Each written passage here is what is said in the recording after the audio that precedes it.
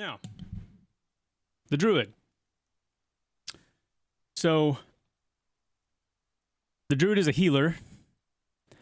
The primary role is a healer.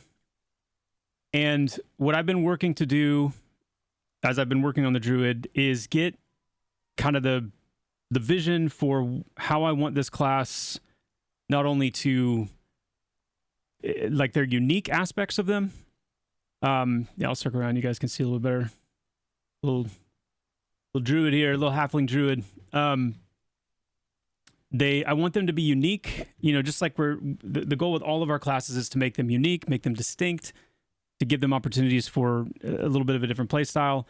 And one of the things that's really kind of captured me about the Druid is the idea of it being a very mobile healer and also a very indirect healer. And some of the very first things I ever said about the Druid back in, like, I think 2017, 2018, something like that, was exactly that. Like, I wanted them to be an indirect kind of healer. And what that means is reactionary heals, heals that require, the articulation of a couple of different elements for the heal to result. AoE healing, proximity healing, and a few other things that we'll get into, like healing based on damage, things like that. And so the vision there was, let's try and create a healer that is very different, very unique, in that there's not a lot of direct healing, and even the healing that they do have is very kind of like disassociated in a way. And that sounds like a negative thing to say, or a negative way to put it, but it's not. Like, I think it's feeling really good. The other major thing about the Druid, and one of the things that I wanted to be really unique about this class too, is the idea that they would have this kind of secondary character, if you will, that is part of, like, helping them do what they do. And that's what Herode is. This idea of this, it's a ward of Masai. Masai is a halfling celestial, but the way that the lore goes, the bond that Masai, because of who they are, has made with Terminus, and the way that bond has allowed for, certain people to develop the kind of connection and relationship with the world that the Druids have, there's kind of this, you can think of it in a way like EQ, in EQ, where you had, Inaruk being like the dark elf kind of,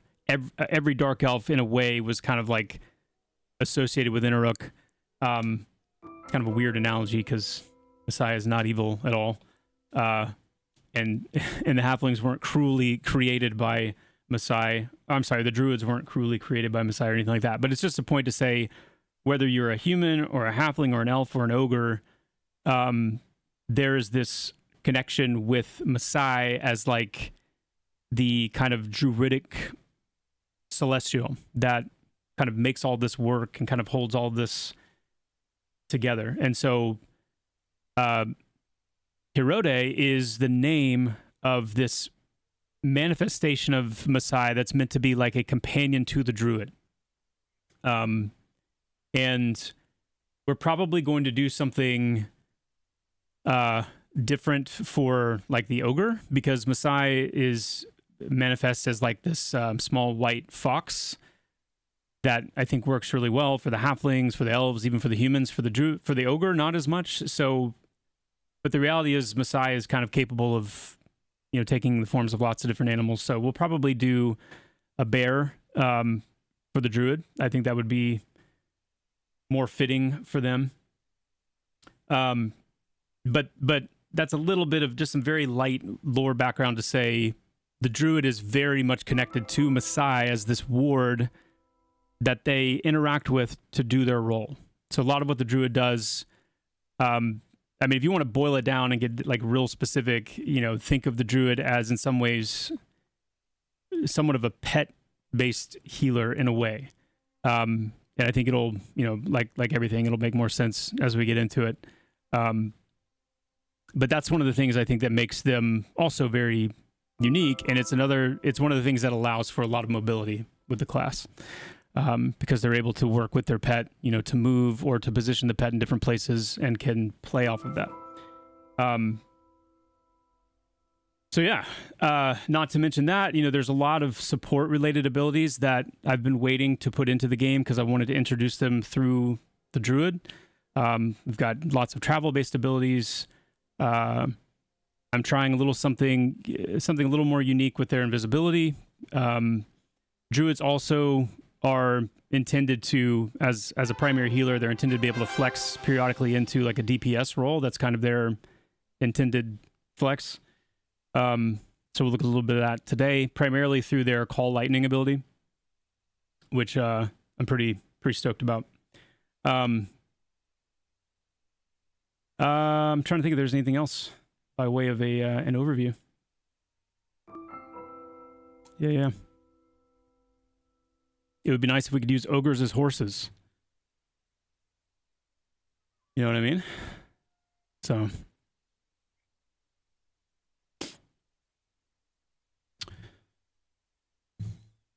Craving lore. Yeah, I know. Everybody is. It's coming.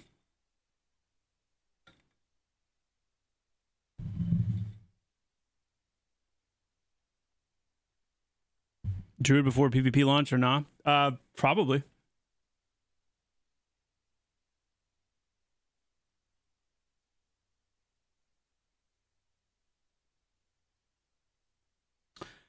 So, let's begin. The very first thing that I want to kind of stand out as like unique and special about the Druid is the affinity with animals. So Druid, even though we've got some examples where the Shaman and the Ranger have, certain specific affinities with certain animals, the Druid is the first class that has more of kind of a blanket affinity. And what I mean by that is whether it's wolves, bears, large cats, small critters, things like that, they have a friendly disposition towards the Druid. And you'll see that reflected in the consideration messages and just in kind of one of the unique ways that the Druid's going to be able to navigate around the world. It'll play into their ability to charm animals more easily, and things like that. But that is reflected in the wild-eyed wanderer trait. Your covenant with the natural world has cultivated a unique sense of trust from the animals of Terminus, making most of them unlikely to attack you unless provoked. So it doesn't mean that you can't attack them if you want to, but it's just kind of that fundamental affinity layer that EverQuest introduced that I think most of us remember, know, and love so much as part of the identity of this class. Right out of the gate, the Druid is going to start with their Verden Fire line of abilities. So Verden Fire is kind of the lore name of the energy that Druids use for much of what they do. It is a very special, unique green flame that is a natural-based magic. So it's not. In some cases, it will do fire damage, but in most cases, it does nature damage. But the very first thing you're going to get right out of the gate, I hate that I parked myself here because I don't want to slaughter deer. Let me find a better. Let's go get some skeletons. Let's get some skellies.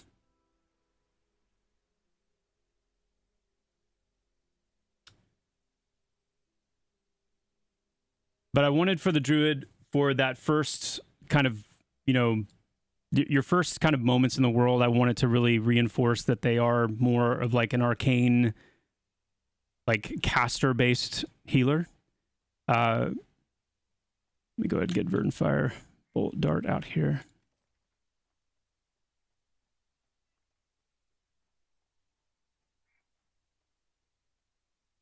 Yeah, we're gonna talk about light sources. What's funny to me is like it's still super dark, right?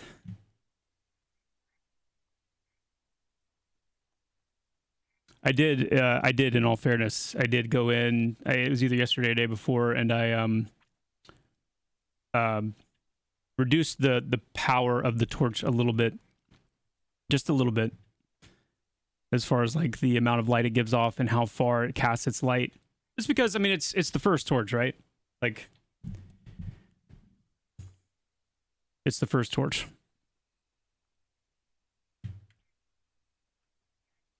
So yeah, the thing you're going to start off with first is remember, I'm in the editor, so most likely with these spells, the first time I use them, they're going to, oh no, yeah, I've been in here before. So you got your Verden Fire Dart.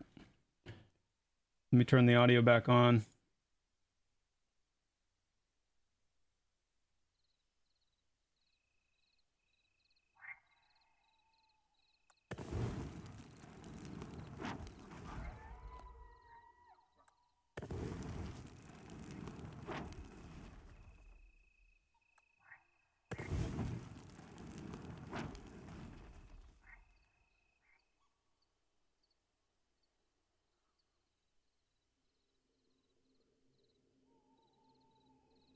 It is a projectile, yes.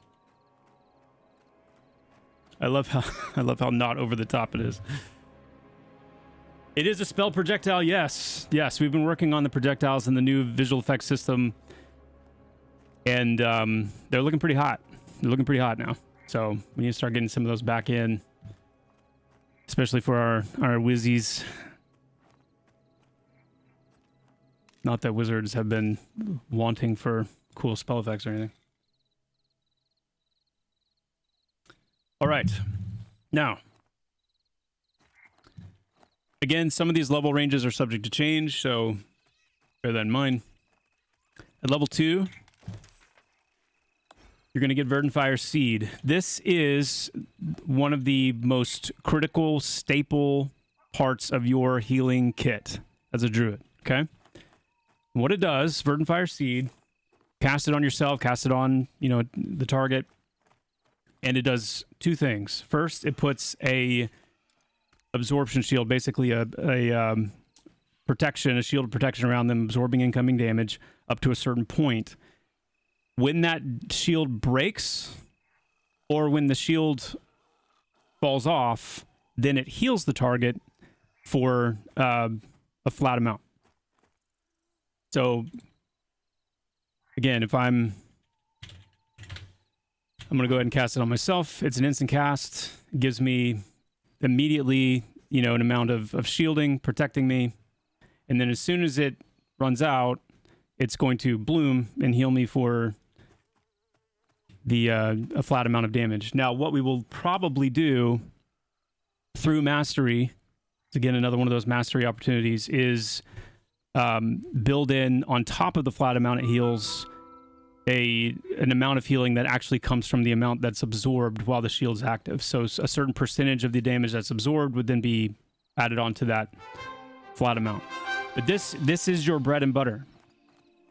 And the cool thing about this ability as kind of this fundamental staple ability is that it's going to synergize with a lot of different things that you have in your kit. And in some cases be pretty situational and pretty tactical in terms of what it can do. But yeah, that's your... And again, this is, a lot of, like I said in the beginning, the Druid is designed to be a very mobile healer. And so you're going to find like examples like this where you've got an instant cast that you're able to use this while moving. You're able to use this, in under pressure a little bit easier.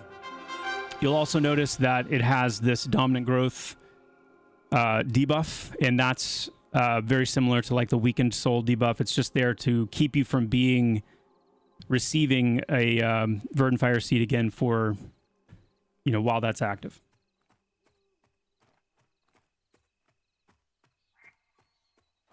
Gel, until we get that fixed, yes. I mean, that's just a fundamental issue with the shielding right now. But the intention is for it to not. Like, it will... It's not supposed to do that.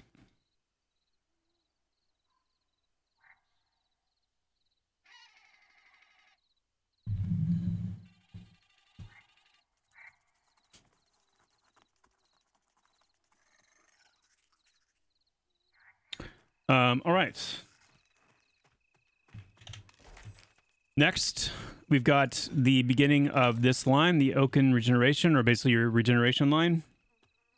This is a pretty simple line of spells. It is meant to be, just more of a growing, more powerful line of health regeneration. It's not a hot. It just increases your health regeneration rate. And this first level of it increases your health regeneration by 1. It's going to make recovery faster. It's going to enable you to, kind of replenish health in combat a little bit faster, not take that combat penalty. But then as this line grows and that health regeneration grows, this will get more and more powerful. It can also synergize with tree form, and tree form is kind of an extended, more powerful version of that, but they stack at the same time. So while you're in tree form and with Oaken Regeneration, you have this twofold health regeneration happening. And yes, we do have tree form now properly rooted. Can't turn, can't move, can't jump, all that good stuff.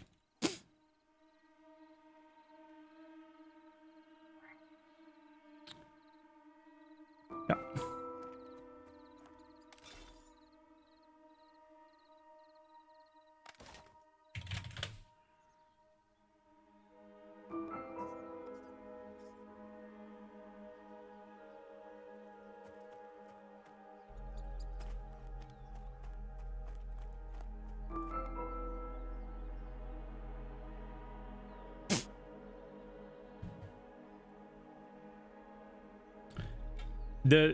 It's very likely that druids will eventually have the ability to do some things with weather.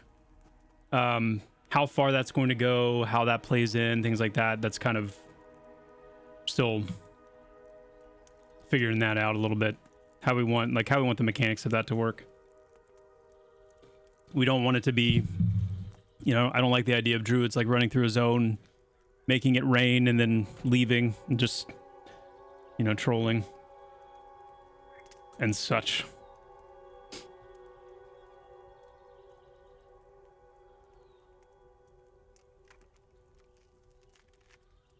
Are we pretty committed to a tree? They do have animal transformations as well, yeah. We'll get into that in a bit. All right, so next in the list, we've got Beehive. So this is the beginning of your dot line. And it's as simple as it sounds, at least for right now, in terms of just being a dot on the target.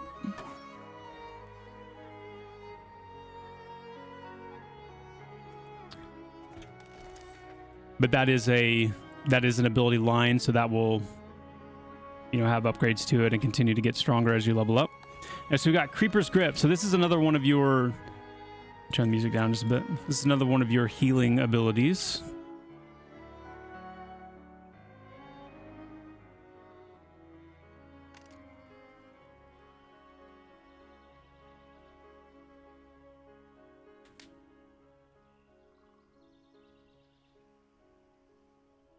Druids can wear up to leather.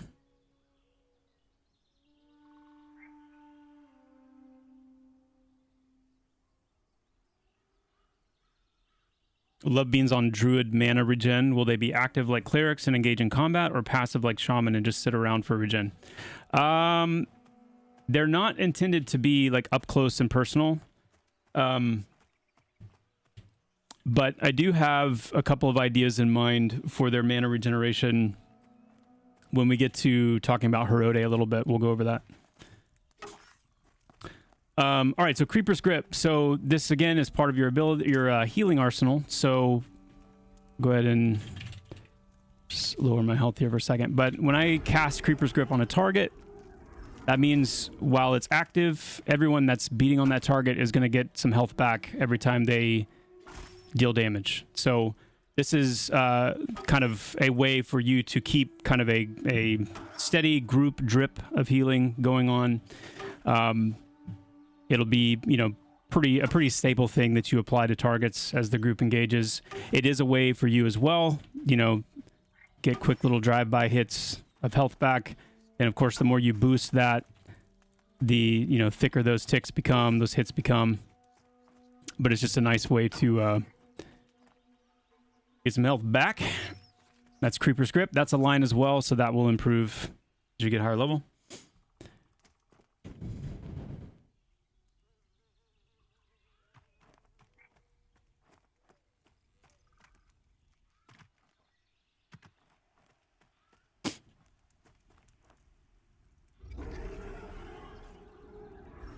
It's melee damage only. That's one of the areas I'd like to see the ability through Mastery expand, is to be able to include spell damage, but at a baseline it's melee only.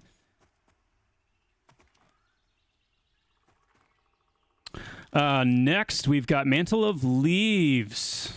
All right. So this is your invisibility. So we have some work just generally to do on invisibility. We have, like, the plan for invisibility is another one of those places that we want kind of that strong, like, EQ flavor to the spell. So with invisibility, there is this kind of known chance that it's going to fail early, right?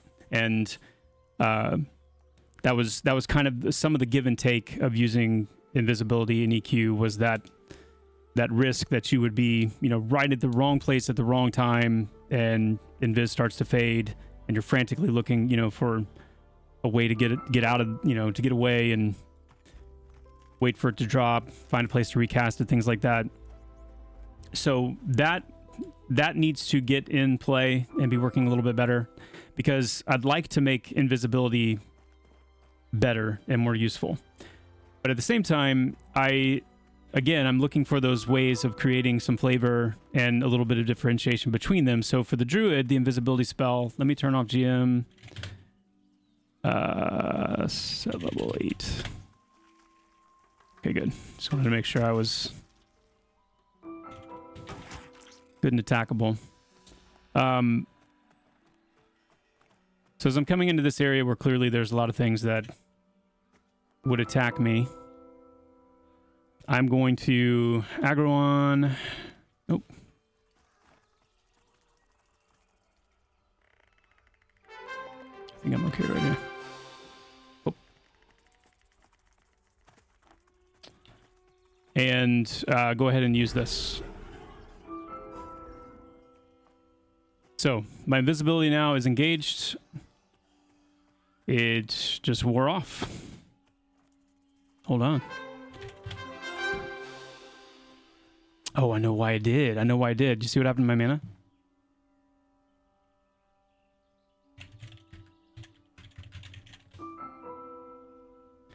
I can counteract that for the moment like this.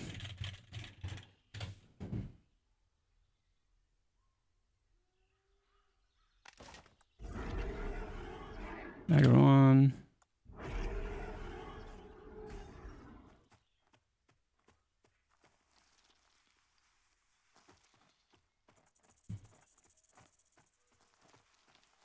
Very strong, but, and what I mean by very strong is this invisibility, what I'm experimenting with anyway for them is invisibility that actually masks your scent and masks your footsteps as well. So it's this threefold invisibility, but it's draining your mana every tick. That's where the mana issue came from, is that the drain needs to be adjusted. It's draining your mana every tick. And so, yes, aggro is on. And that's meant to give it just kind of a shelf life. So this is an invisibility for the Druid that they're able to use somewhat tactically. You see it did just drop off there. So it does have a chance to drop. I just want to make that much more, like, noticeable. Like, I want to give you, like, a window of time so you'll know, like, hey, this is about to go away.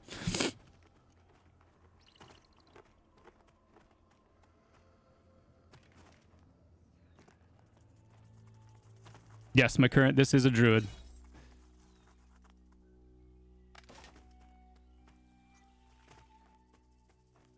Can it drop next Wednesday? So we're going to aggro on.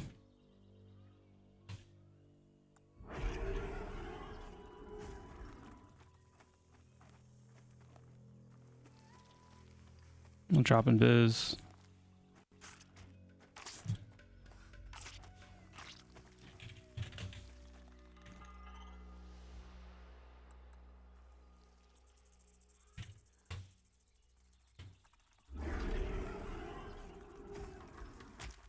Saw me.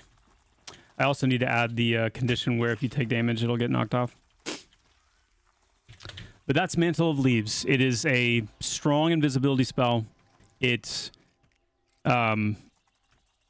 steadily drains your mana while it's active. And that's kind of the trade-off.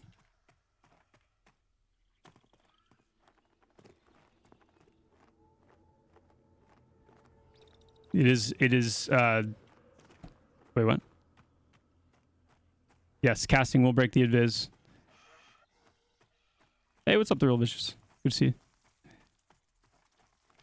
Wild's End is awesome, just needs a couple of dungeons added. Yeah, it does. It needs dungeons, it needs quests, it needs lore, it needs NPCs, it needs all of its insane, like, mystery and intrigue available to the player to know.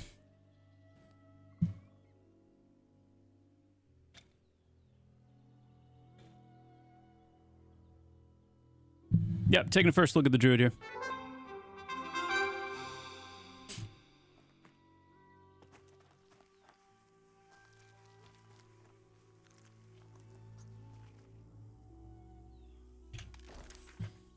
All right, so next, Rockvine Tangle.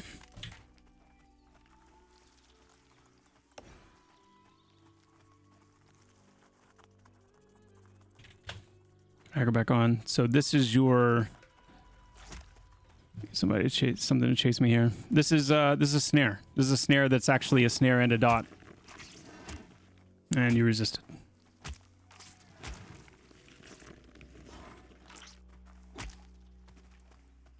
We got one of them snared. And like most things, as you guys are probably used to by now, these things are meant to get more powerful over time. So the snare that you get at low levels, Rockvine Tangle, is going to, become more powerful at higher levels. In terms of how much it snares. The damage component is something that we'll need to balance as well.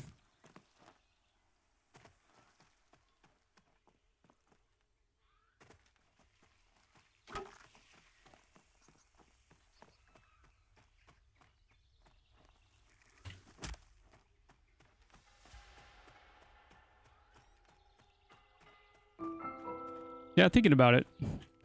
Fluffy. Let's see. Swiftgill's Fen. So this is the first kind of one of those like special support abilities talking about imbue the aquatic nature of Swiftgills into the target, increasing their swimming speed and breath capacity for the duration. And this is the first rank of that, if you will. So the first official make you swim faster and hold your breath longer ability coming in with the Druids. Druids are going to be really important for underwater exploration and the ability to kind of reach the depths and the places that we intend for players to try and reach, to discover certain things.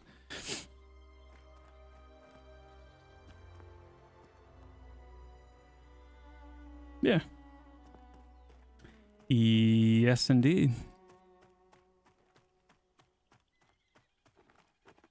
Don't have an ETA on gnomes yet, Count.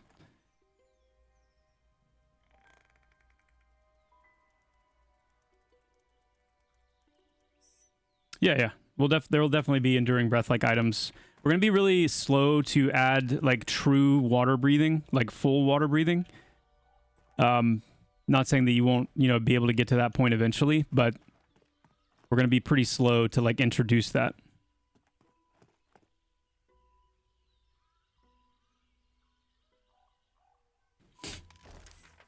Of course, couldn't have a Druid without Spirit of the Wolf. What's so funny to me is that, and I'm glad we did it. I'm glad that we did it, but we waited for the Druid to introduce our first, like, run speed buff. We've had Windstrider in forever, which you know, is a very important buff as well. But this is the first time we're introducing that, like, just make you run faster. And what I love about that is because now that it's coming into the game, like, it is going to have such a special place, you know, in terms of like the social shared, you know, buffing aspect of the game. Like, it's such an important iconic buff. So yeah, it stacks with sprint speed and all that stuff too.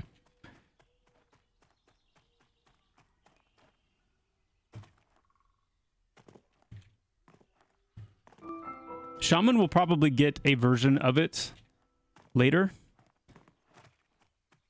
And but it's one of those that will probably, like, Druid will probably have the upper hand when it comes to this particular buff type long term. The cool thing about this as well is this speed buff is based on your level. So the higher level you get, the faster it innately becomes. So the base run speed increase is a 20% run speed increase, but as you level up all the way up to 50, it's getting incrementally faster. Yes, you can cast it on others, yeah.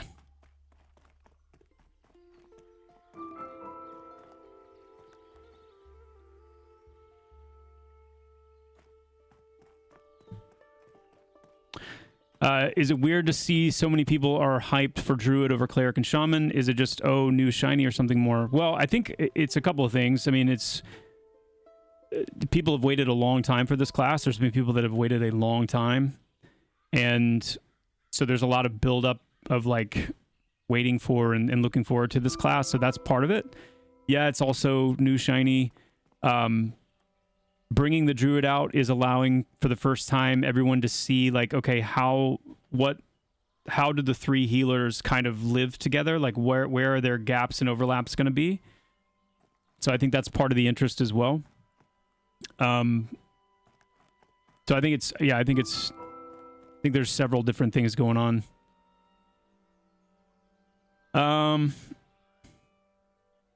Let's keep going. Gather fireflies. Now this is where we could kind of have a segue into the whole light source conversation.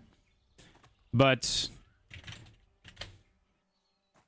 what I want to do with the Druid in a similar kind of, I don't know, a similar kind of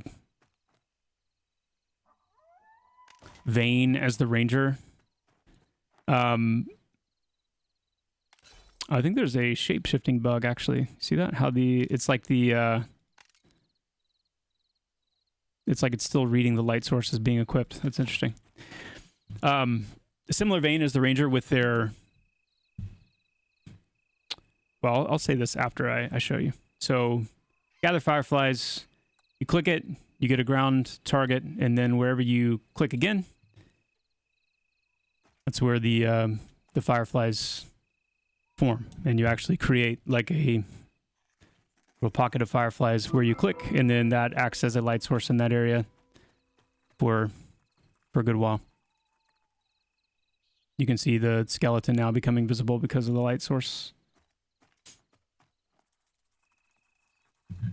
Like a nature version of Flare, indeed, indeed.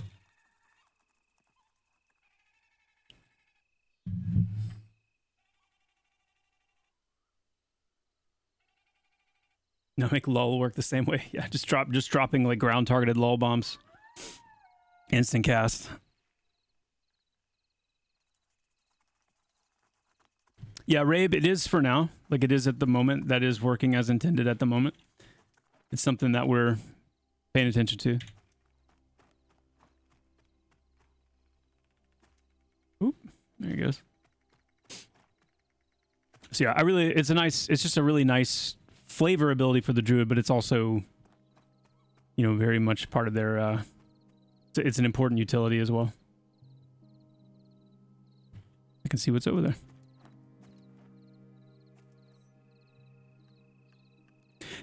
Where we could segue into a conversation about lighting and darkness and kind of the importance of these things is what I just did right there. You know, having a torch on you at all times through a torch slot does not mean you can see off into the distance when it's dark.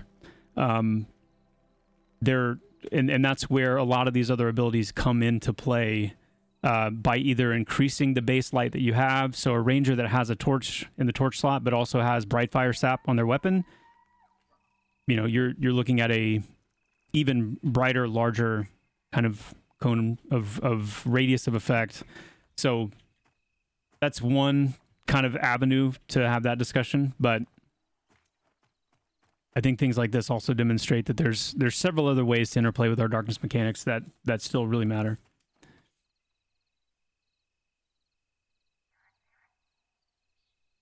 Yeah, Criven, you're right. I agree with you. It's Brightfire Sap needs to work in kind of the same way that the torch does, instead of like a swinging invisible light flying through the air. I mean, ultimately, anyway, I don't want to get in the weeds on it right now because there's a lot of different avenues we could take, and it's going to be a great, thing to get discussion and feedback from you guys on. But yeah, show the fireflies in a cave, sure. Yes, indeed.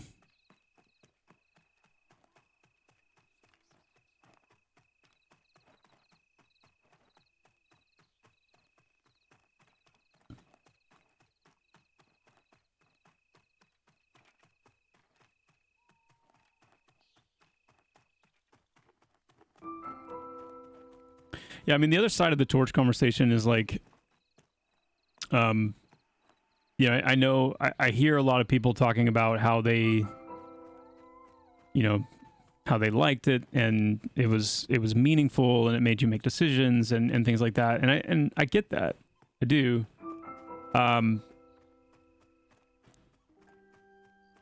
But, we have a couple of different mechanics in conflict. We have, the fact that you're not able to switch weapons during combat, kind of coinciding with that, where if you've got tanks and melee classes that are needing to move deeper into dungeons, like move into areas where they have to go into low light or darkness, and if they get stuck in combat with a torch in their hand, then I understand that that's part of like there's no decision there. Like on one hand, the darkness mechanics are forcing you to need to use a torch to be able to see. So you either say like, I'm going in blind where I can't see anything for the sake of being able to use my two weapons, or not. And I think for the players that spend a lot of time on the melee classes especially, I'm not saying there weren't exceptions, but I think for a lot of it, for a lot of people that had that experience, it was like these two mechanics are kind of not playing well with each other. This doesn't seem intended. You know what I mean? And it really wasn't. All right, so here we go. Fireflies in the cave. I think they may have gone under the ground there. Hold on. Or no, maybe not.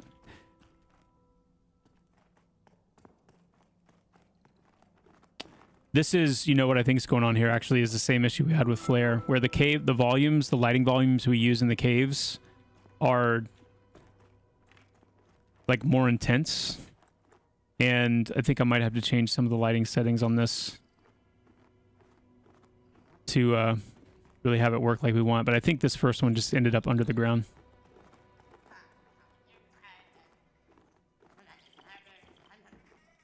See if we can put some down here, maybe.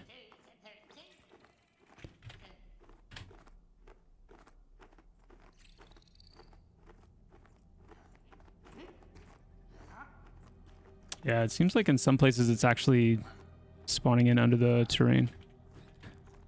It's kind of weird. Like if I put it like up on the wall just a little bit. Yeah, see, it's kind of like interesting.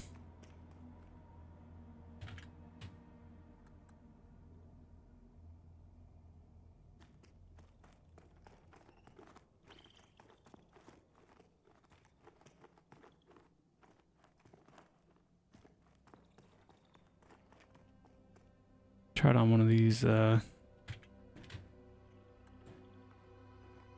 This does cost mana too, by the way, so it's not like you can just run around and... It seems like it does better when it's on... I don't know, I'll take a look at that. Take a look.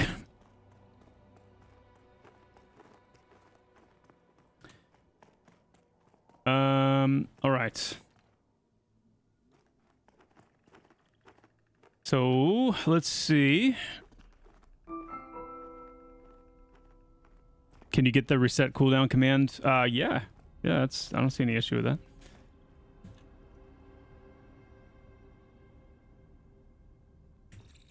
None at all.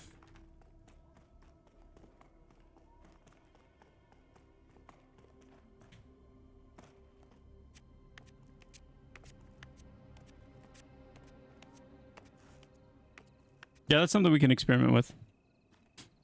Visibility, yeah.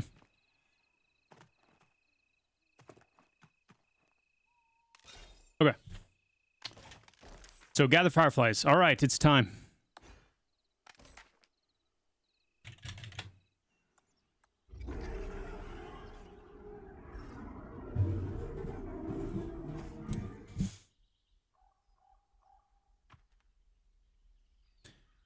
Okay. Herode. Now, to reiterate what I said in the beginning, you know, the Druid is still under construction.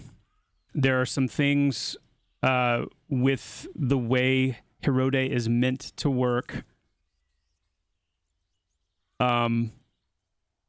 that's different from our mainline pet system that still needs to be in play. For example, it's not intended that Herode should be able to be commanded to like attack targets.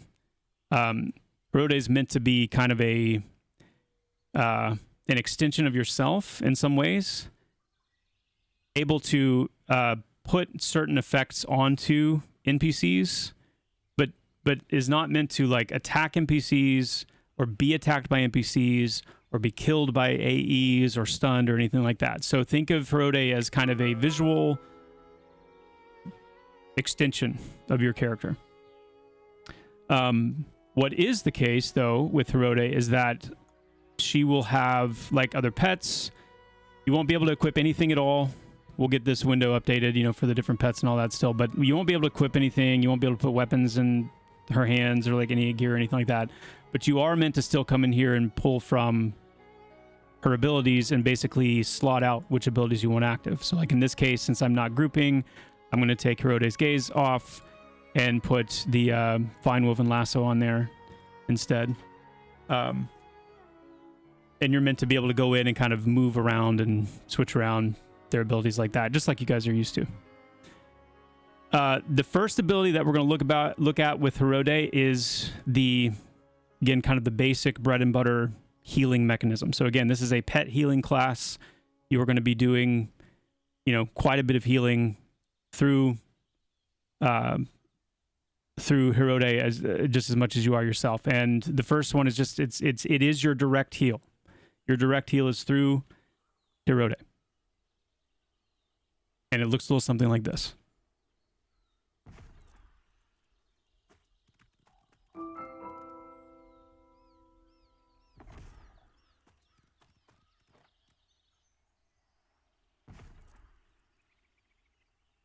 Now, if you remember what I said about the Druid being a very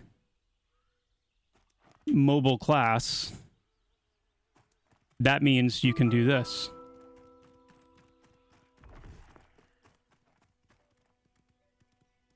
You see that?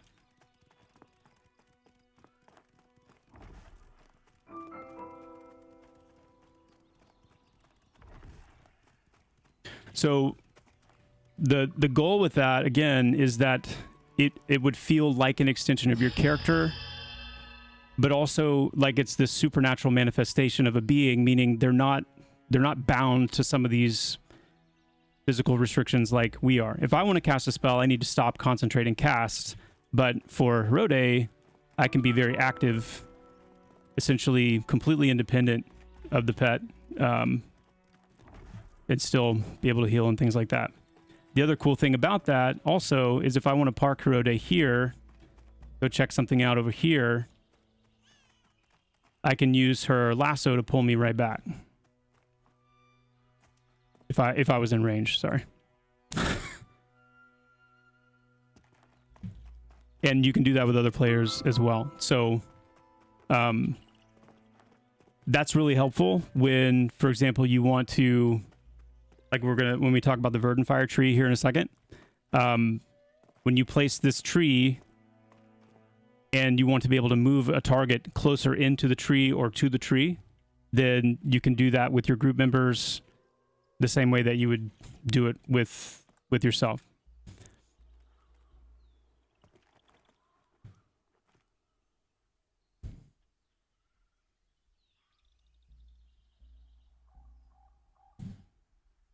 No, not in PvP, because it's a defensive ability. It's not offensive, so you won't be able to.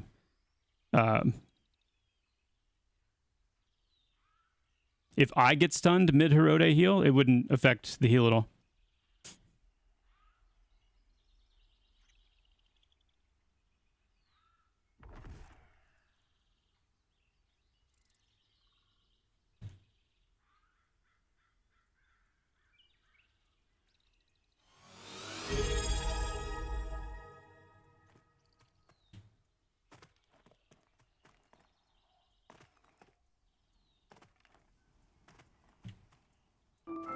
Yeah, correct. You can't go around just targeting anybody. It's group only.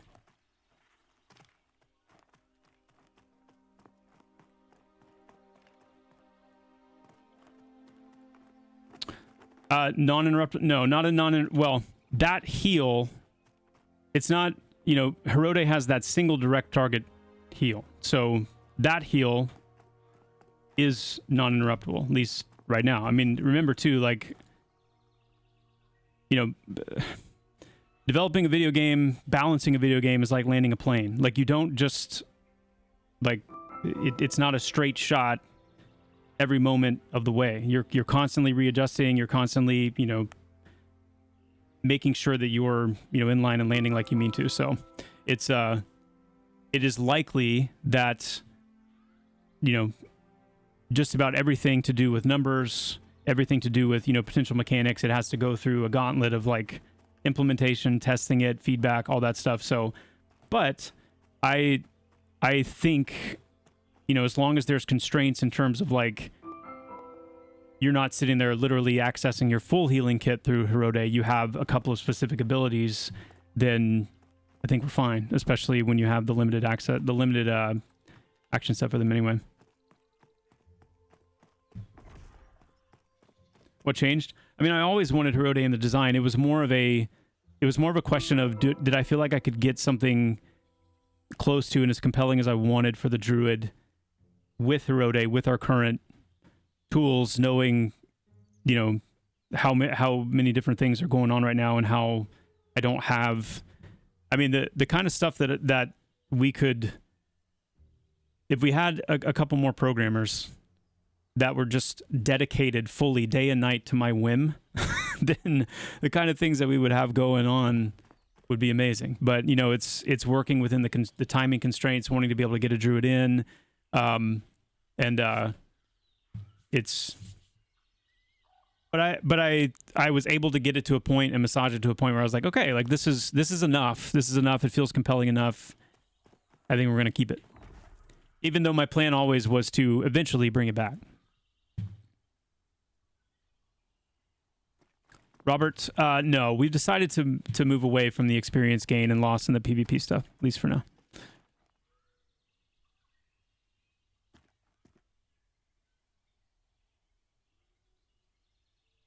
Hold on, yeah, I think what we're going to do is add the, I think we're going to have it be a bear for the ogre. I think the little fox doesn't quite suit a massive ogre, so we'll probably go with a white bear for the ogre druid. Dude, I know the ogre druids are gonna be so sick. They're gonna be so fun. They really are. All right, now let's talk about. Okay, follow me again, please. Let's talk about Verden Fire Tree. So Verden Fire Tree in many ways is kind of like the anchor of what the Druid kit and Druid positioning centers around. So, and also to say with the Verden Fire Tree, it's, you know, this is a very early visual representation of the tree. We've got, you know, quite a lot of work to do to get it looking the way we want it to. So bear that in mind. But when I use Verden Fire Tree, it's going to create the tree near me. And then this tree is going to pulse heals as long as I'm in the vicinity of it. So when you think of a druid setting up kind of their, like, okay, it's time to heal, they need to be able to get into position, usually, you know, running up to and kind of getting somewhere near their tank, or, you know, kind of where the group is set up. They're going to plant this Verden Fire Tree in that spot, and then while it lasts within that range, that's where, you know, it's going to be constantly pulsing out that healing. Now, the important thing to know about Verden Fire Tree is that when Verden Fire Tree is active, as you or other people are in range of its effect, it's going to have an effect on your abilities. So it's so much of what I wanted to build around the Druid had to do with this Verden Fire Tree, which is why waiting until the banner system and kind of the ability to place objects in the world and then have it radiate effects was really important for this, you know, obviously to work. So I'll give you an example of some of what this does. So we talked early on about the Verden Fire Seed. Cast Verden Fire Seed, it's giving me that shielding, and as it's absorbing damage, if it breaks from taking too much damage, or when the effect, you know, fades, it's going to bloom and heal me. Now, if I have the Verden Fire Tree active and I'm in the range of the Verden Fire Tree's effect, do we have ads? Are we ads right now?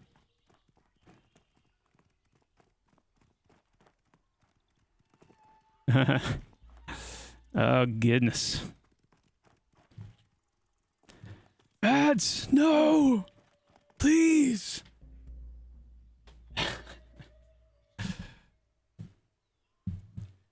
AIDS? Oh, goodness.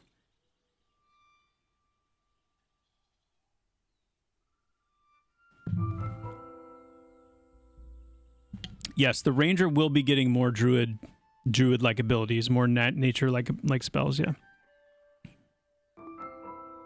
We've got dads.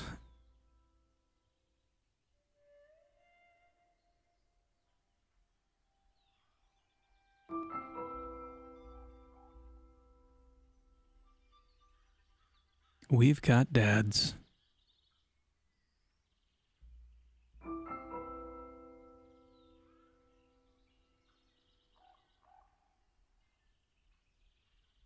Yeah, we'll do poll.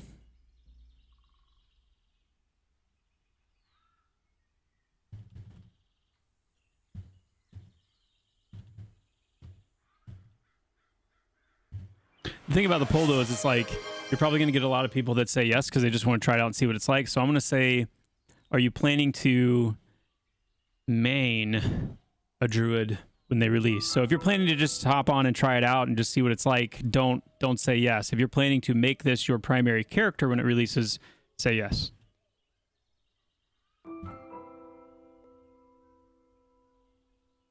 Poll has begun. We're back.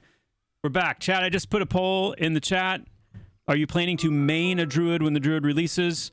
If you're planning on just hopping on and trying it out, say no. But if you're planning on making this your primary character, say yes. Okay, we're back from ads. What I was saying earlier is, with Verden Fire Seed, it works the way that we've described. If the Verden Fire Tree is active and you or the person you're placing the seed on is under its effect, you'll notice now it's an empowered Verden Fire Seed, meaning it's absorbing significantly more damage and will bloom for more health if the target is in this range. You can see it healed for 50 there instead of the other the normal one. So I'll wait for this to go away. We'll do it one more time. But a lot of the idea of around the Druid is that they're setting up kind of their place where they want to do business, because they know that, you know, whoever's in the radius of that tree, they're going to get, you know, more effects. The effects are going to be more powerful, things like that. So if we do just a normal Verdant Fire Seed,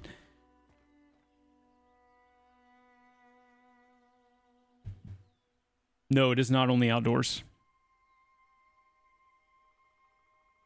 So we're getting a 50. Actually, wait, is that working properly? Hold on. Verdant Fire Tree. Oh, I'm sorry. Yeah, it's not. I'm sorry. I misspoke. It's not. You can see the shield amount. The shield amount is what is improved, not the healing amount. Apologize. That's what's different between the two. Yeah. The tree does not have collision. No, it is just wispy as can be. Yeah. And again, just to reiterate, this is not the final form of the tree. We're, you know, this is kind of a first pass to get it visually in place, so we can start kind of, you know, dialing things in around it. Will the tree affect folks outside of the group? No, it will not.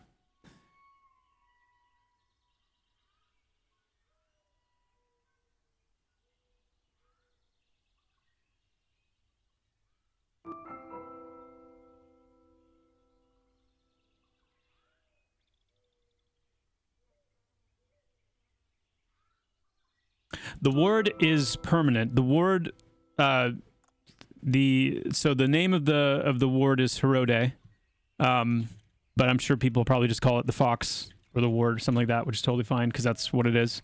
But no, it's permanent. It's not meant to attack. It's not meant to take damage. It will be invulnerable. It won't take damage. It won't get stunned. It won't, you know, it's kind of, it's a supernatural representation. It's a manifestation of a supernatural being. So it's not technically there. It's kind of, you think of it like an extension of yourself, but it's there kind of, you know, it won't aggro. It won't aggro. It won't be aggroed. And this is, I mean, right now, like at the moment, I can still send it in to attack things if I, you know, told it to attack, but it won't be able to do that. It's not meant to be able to do that.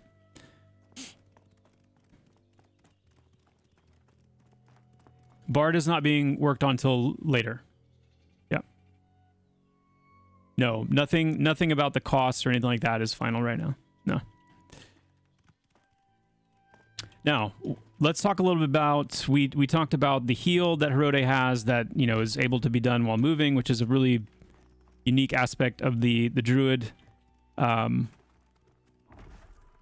is going to unlock, I think, a nice kind of change in gameplay for the Druid healer. Yes, Druid has Sal. I've got Sal right now, actually. We've got the Vine Woven Lasso. So this is a pull. This is a beneficial defensive target pull that I can do on group mates or myself. So if I need to, for example, like let's do a little example here. So if I climb up here and for whatever reason I'm needing to do something up here, or I'm doing something up here, whatever it is. Come on, friendo, where are you? Get up here. Where's friendo? Thank you. There it is. So if Herode's up here, I can park her here. And then this Vine Woven Lasso can get me back, you know, up to where she's at. It's useful for, you know, being able to like get in, place the Verdant Fire Tree, and then get back, you know, out of harm's way. It's useful in being able to move out of dangerous areas. It's useful for traversal and things like that. There's a lot, and that's the beauty, and that's why I like mechanics like this in Pantheon, because I like the idea of opening up lots of kind of emergent ways of using mechanics to, you know, navigate, travel, be tactical in your combat, things like that. But that's a defensive target ability. It's not something you will use. It's not like the paladin pull where you're using it offensively.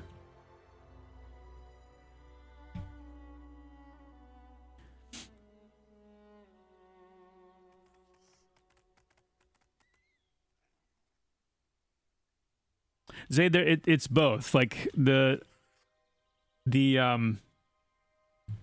have two primary like direct damage lines. The Verden fire dart is kind of the line of sight me. Verden fire dart's kind of the primary nuke bolt, and then they graduate from that up into call lightning. And so the Verden fire bolt and the call lightning abilities are their two kind of primary direct damage, and then they have two dots as well on top of that.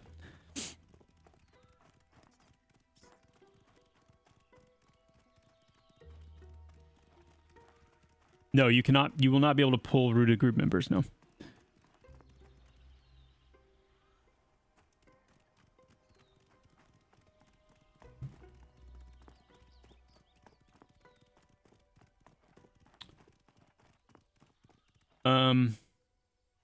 Let's see.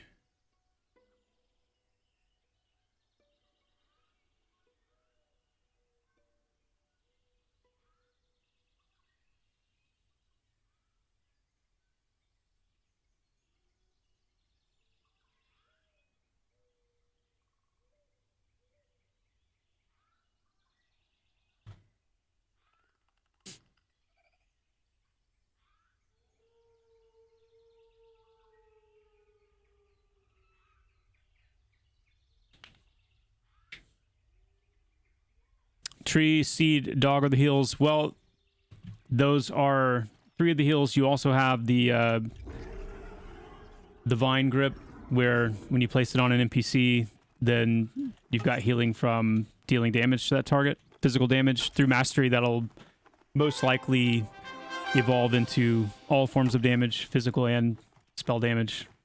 That's another form of healing.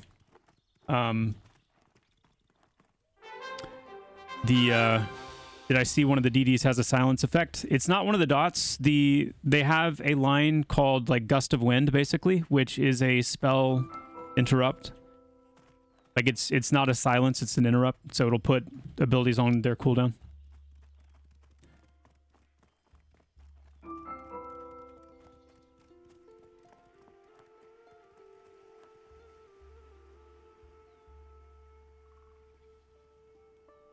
The lasso is a come here thing. It's a come here thing. It can be a go there thing if I preemptively say I want to be able to, get up here in a minute because, there's a train, there's lots of trains through this area and I want to be able to zip, up here pretty quickly or whatever. Then it's essentially Herode is going to pull you wherever she is. So either that's somebody's about to get waylaid or something like that in your group, and instead of them just eating it to the face, you're going to target them and pull them back to where you are and get them out of range, or you're going to use it yourself by parking her somewhere and then pulling yourself to it when you need to. So it's definitely a come here and not a go there thing. Yeah. In Pantheon, dog fetches you. That's right. Voiceover. Get over here. Yeah, we could look at something like that. We're not gonna look at something like that. Verden Fire Thistle. So Verden Fire Thistle, again, going back into just kind of like some standard fare for the Druid. This is a damage shield. It's a good old fashioned damage shield for the Druid. So this will be, something that you're keeping up. This actually, I increased the duration of this. I need to do another data update so we can. This is going to be like a 6 minute instead of a 2 minute. Yeah, Druid will be out. I would say with almost 99.99% certainty, Druid will be out before the PvP server. Because I think like other than where I've got the Druid kit right now, like even if we just went in and did like a final tuning pass and then built out the upgrades, I think the Druid could potentially come in pretty soon. Like I think the kit is very serviceable. But yeah. PvP server will be most likely sometime in February. I don't have an ETA on it yet. But my goal is to get, you know, we need to get that information out at least 2 weeks in advance before it launches so everybody can kind of plan for it. But we don't have a firm launch date for it just yet. So we're not going to make that announcement yet.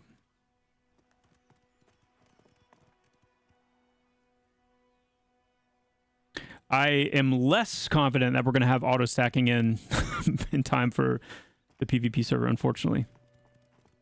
Yeah. Unfortunately. We talked about Treeform. Treeform is kind of a stronger, more glorified version of your health regen. We've also got, you know, the first of the... So Druids, similar to Wizards, have a porting, are able to port. And instead of using the gateways like the Wizards do, they're using Wandering Stones. And the Wandering Stones are going to be scattered around the world and placed in their own specific places. And those will intentionally be places where there are not Wizard gateways. For the most part, there might be some zones that have both. But yeah, Druids will have their own kind of locations that they can go to.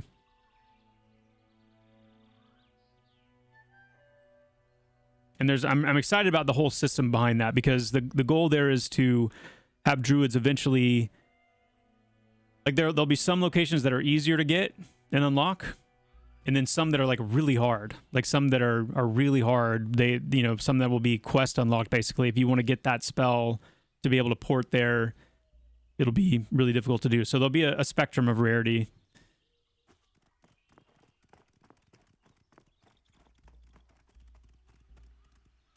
Druids are main healers. They are classified primarily as healers. They have some solid support. There's, you know, a couple of buffs that they have planned that I haven't implemented yet. So you guys, I'm not going to be showing them in this reveal. I know we got 1,000 viewers. It's awesome. Don't remind me, Jindashi. I'm trying to stay cool, calm, and collected. You know, I can't look at the viewer count. You know. Seriously though, guys, thank you so much for the support. I've been doing my best today to try to just like stay focused on the content and go through it. It's very difficult for me to do because my inclination is to want to like acknowledge everybody, and this is probably a good opportunity to do that real quick because we're about to go into, you know, several of Herode's other kind of functions here. So before we do that, let me just give a quick shout out. And I apologize in advance if there's anybody that I miss. Count Cogpox with the Prime, Lazy Crate with the Prime, and 3 months of support. Thank you, Lazy Crate. Appreciate that big time. Deadfall with the tier 1 sub, 6 months. Thank you so much, man. Thank you. A Styles with the tier 1. Thank you, A Styles. Goth Song with the Prime. And Davari with the tier 1 sub. Thank you both so much. Slim Vetter with the tier 1. The Higgs Bison with the Prime sub. Thank you. Mayfield with the Prime. Thank you. Chop with the Prime. Thank you so much, guys. Cinemortai, the tier 1 sub. 6 months of support, Cinemortai. Thank you so much. Pack Attack 74 with 5 gifted subs. Thank you, Pack Attack. Thank you so much for that. Nyane with the tier 1 sub. Thank you, Nyane. We need to look at the poll results, too. More crits with the Prime sub. Cat Doral with the tier 1. Thank you, Cat.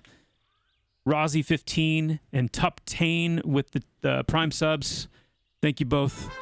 Scarrick with the Prime. Caxford with the Prime. Mimic AC with the Prime. Goose Trap with the Prime, and Einhar Jar with the Prime sub. Thank you so much. But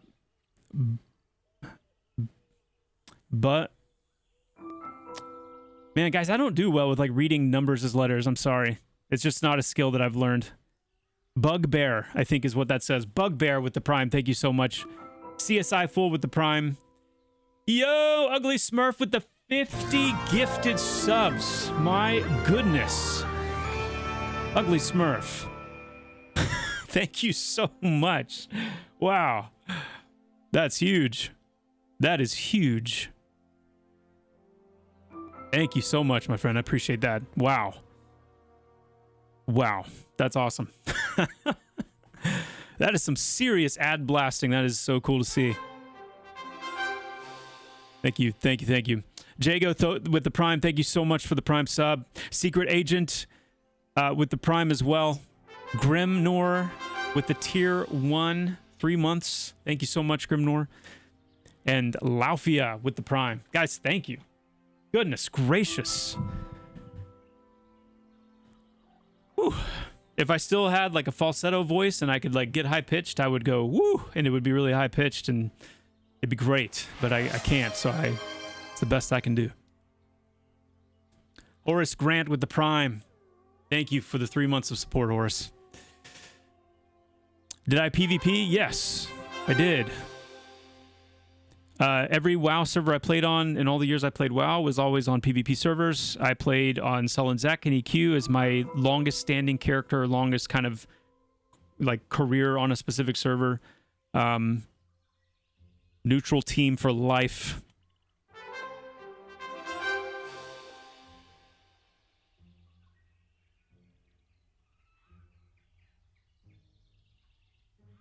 Shamans will likely get Sao. Not the same. They won't get Spirit of Wolf. They will get a version that is, let me take that back. It might, because I kind of like when classes share the same spell. The cool thing about the way we've set up Spirit of Wolf is, and you can see it in the tooltip too, the movement speed bonus increases based on your level. So, for example, right now I'm level 10. So I'm going to, let's see how fast I am here.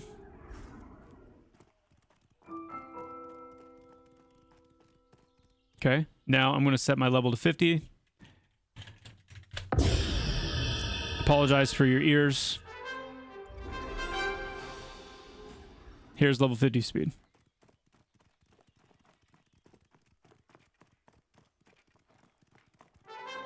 That's not sprinting, so with sprint, that gets even faster. So the ability gets faster as you get higher level. Now, what we can do with that is if we give Spirit of the Wolf to the Shaman, if we give Spirit of the Wolf even to the Ranger, we can do it in a way where they just have less scaling. So they're using the same ability, but they're not going to be able to scale as high.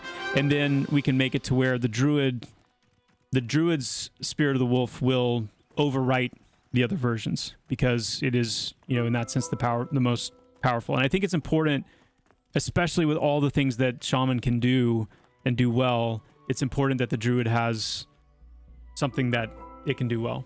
And in that same note, getting the Druid online, getting it dialed in, getting it feeling good is going to open up and illuminate some of the places where, for example, we need to go back to the Cleric and say, okay, like Cleric is super functional and really good at healing, but the Cleric isn't quite as fun as these other characters. And you guys, if you've listened to me long enough, like fun is really important to me. It sounds, however it sounds, but like the reality is I want these classes to be fun. I want there to be things that you really enjoy doing and look forward to doing on each of them, and that's no different for a Cleric.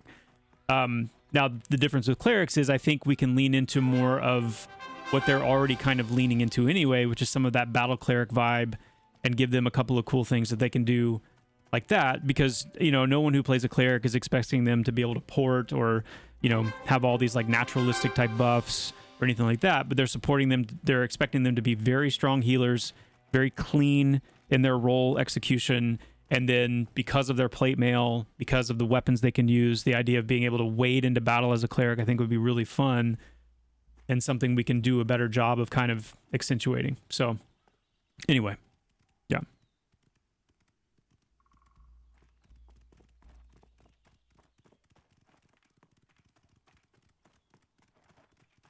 Probably not going to have enchanter pets. Enchanters, the animations that EQ had, they had their purpose and they were fine.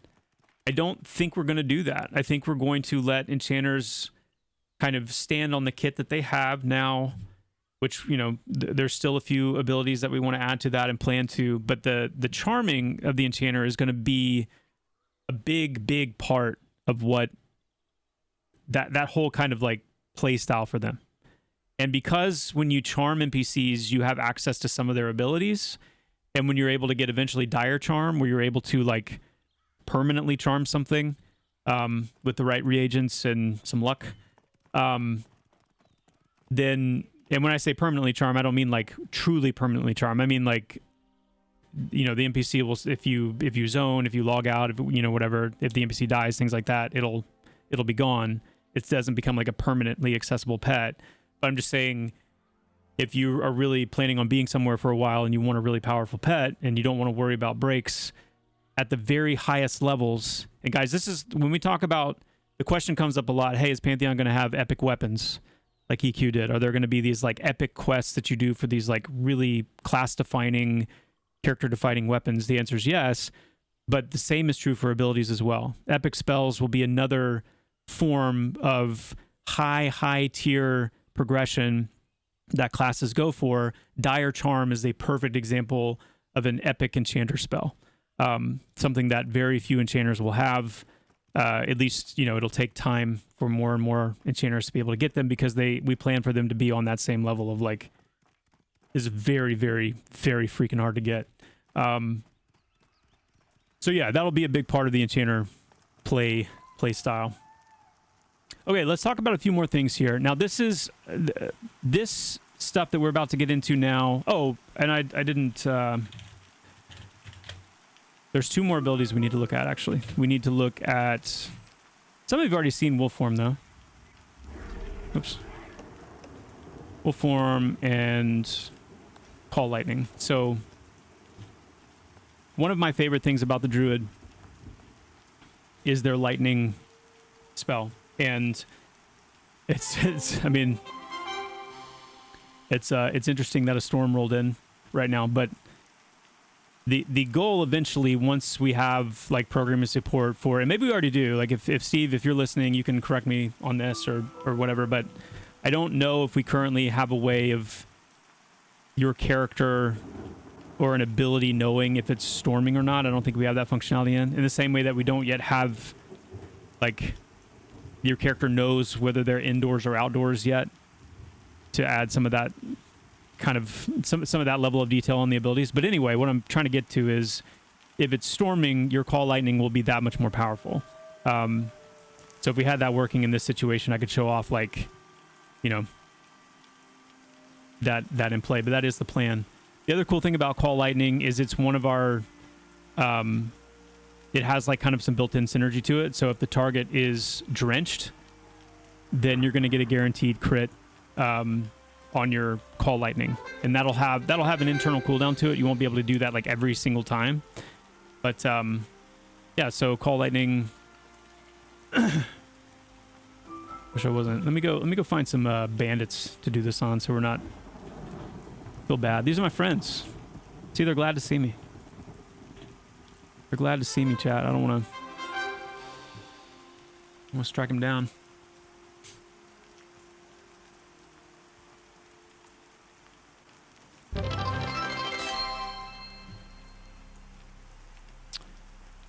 Yo! While we're finding this, man, we got some more. You guys are amazing. Thank you so much. Grimnor with the tier 1 sub. Thank you, Grimnor. Alafia, I already said thank you to you guys, but thank you again. Horace as well. Thank you so much. Hashtag ADD. Thank you for the prime. Artillis, Loaded Lulu, Pepsi QLC, Wardy, Zanseth, MP Bush. Thank you all for the prime subs. Snoopy Cheese with the tier 1. Thank you, Snoopy. Proper hair flip action with the prime. I always wish that I had the kind of hair that I could do like hair flips with. I never did. Vertus and Break In Foos. Thank you both so much for the prime. I passed them, didn't I? No, they're over here. Here we go.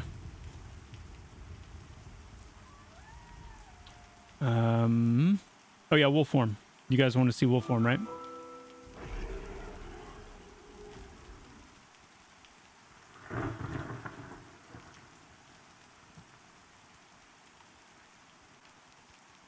Hey, by the way, what do you guys think? Do you like the purple wolf, or do you want it to look more like a normal wolf?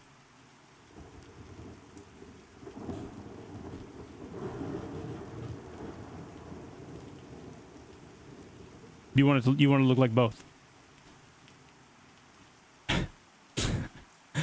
Both. Both. Pull it.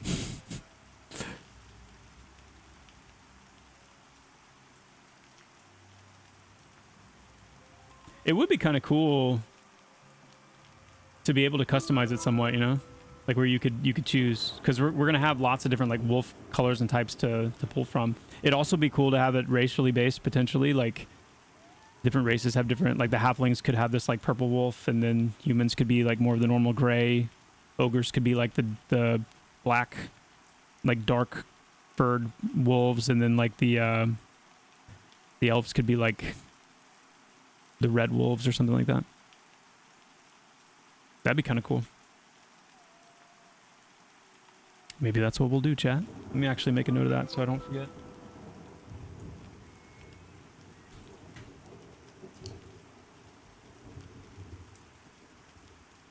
Different.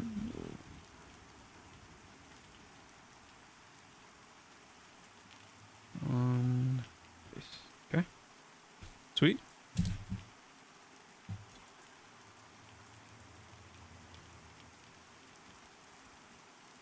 Yeah, so call lightning.